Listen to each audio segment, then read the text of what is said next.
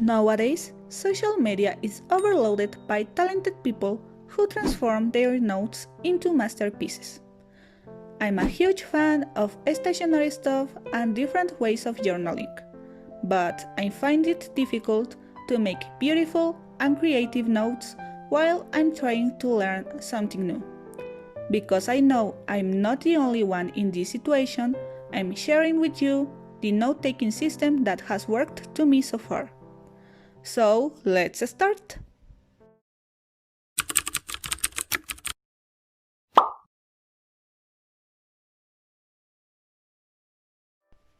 Hello guys! In today's video, I'm going to share with you my kinda minimalistic note-taking method.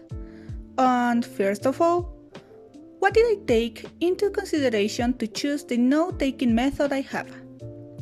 I'm a huge fan of trying new studying techniques. For this reason, I passed through various note-taking methods until I found which fits me better. I've learned that I'm not the kind of person who rewrites their notes, because it makes me feel too unproductive and uncomfortable. For this reason, I needed a method that allows me to take notes as well as I can the first time, so that I won't need to redo them.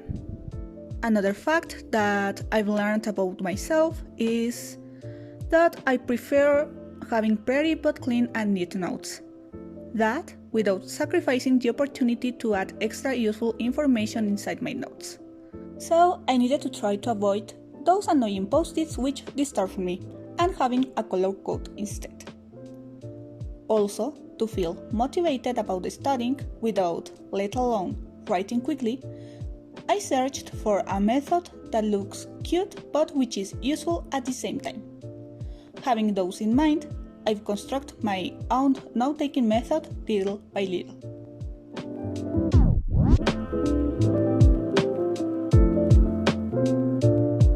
Generally speaking, I follow an outline method where I have titles, subtitles, topics, subtopics, etc.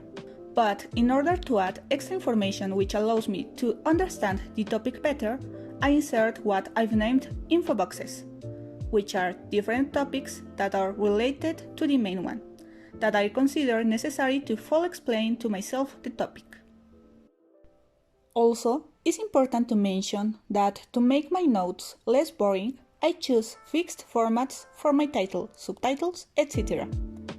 What motivates me because my notes look cuter and allow me to differentiate one topic from another.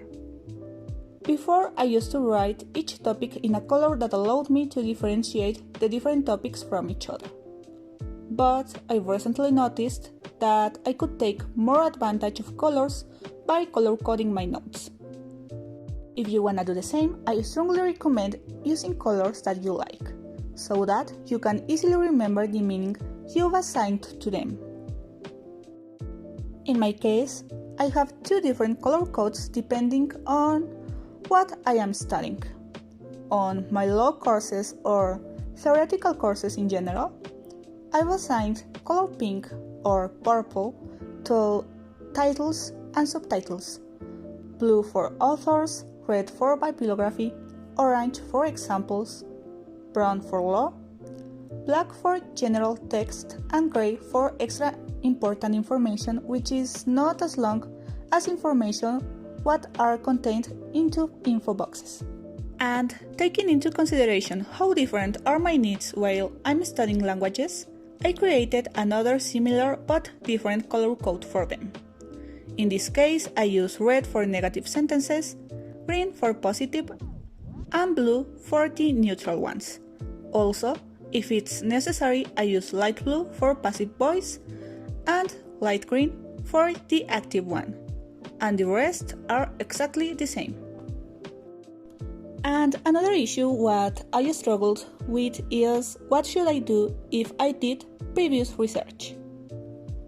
I used to rake my head thinking about how to make my notes perfect and having all on the same page. But nowadays I'm more flexible with myself, so instead of doing a similar kernel format that most of the times didn't bring me space enough to take my class notes, I started to only underline what I've already had, and if it's necessary, I could add some extra notes in a similar foot page format. Or directly I open a new but related note. This is the method I use whether I take digital or handwritten notes. And doesn't matter if it is a class attendance, a conference, or a virtual class. It's important to mention that I'm still learning about myself, so I recommend trying different methods until you find the ideal one. So don't be afraid of mixing different techniques, because what is important is how you feel. So that's all.